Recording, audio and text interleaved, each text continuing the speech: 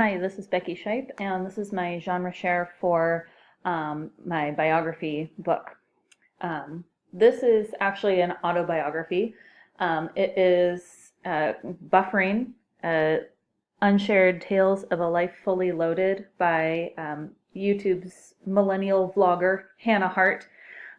She skyrocketed to fame when she posted her first YouTube video called My Drunk Kitchen, where she basically got drunk and cooked food and very sloppily edited it and posted it online. She made puns and giggled at her inability to do most of the cooking correctly, and everybody thought that it was absolutely hilarious, and she just took off and was famous pretty much from then on.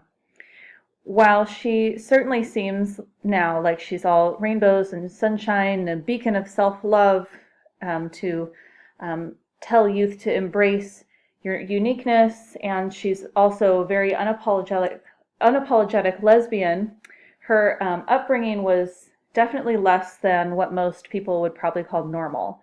She grew up with a mother who had schizophrenia and a father who was a Jehovah's Witness pastor, which made her grow up a lot faster at her mom's place through her necessity to look after herself and her sister. And also, she struggled to come to terms with her sexuality a lot while she was living at her father's place, since he had such harsh views on homosexuality. This story is incredibly moving. I sobbed the first time that I read it. It was so heartfelt, and you can really tell that she poured all of her heart and soul into this. It's just the story of her refusal to give up, and her mission to continue to encourage people to practice reckless optimism. That's one of her catchphrases. This book really grabs the attention of teens, since Hannah Hart is a massive YouTuber. Lots of students have likely heard of her. She's funny and charismatic and a good quality person who does a lot of volunteering and giving back to the community, and she uses her fame in such a wholesome way.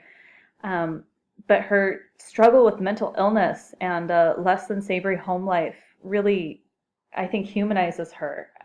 For a lot of teenagers, they probably don't think of their heroes as real people. They just think of them as people who don't have any problems. And by reading about somebody who's gone through this, I think that would really help them realize that, if they're going through this too, they're not alone by any means.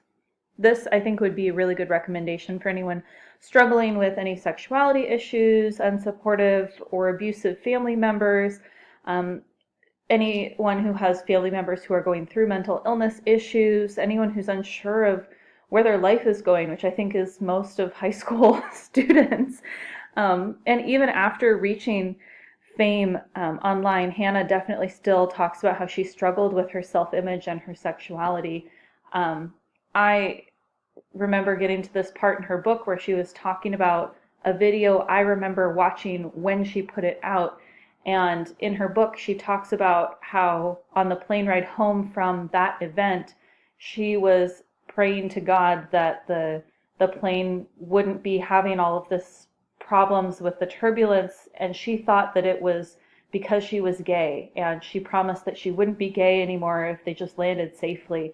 And knowing that she went through that while I was still thinking she was this beacon of hope who was so in control of her life and had come to terms with who she was, knowing that looking back, she was so far from that, it really sort of helped me humanize her even as an adult. I think that is really cool. And I actually got the privilege of meeting her when this book first came out. She did a tour across the United States, and one of the places she stopped was the University of Washington bookstore in Seattle. And I got to wait in line, and she signed my book, and we took a picture with her, and it's really embarrassing because I'm grinning like an idiot, and I don't show it to anyone. But it was so amazing to be able to meet her.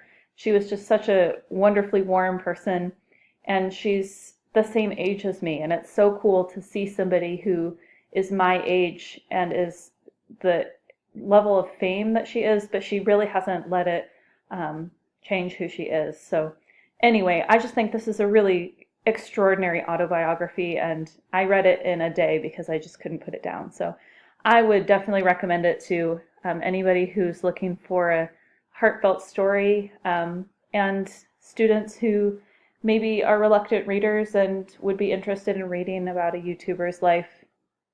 Yeah, so anyway, that's my genre share for this one.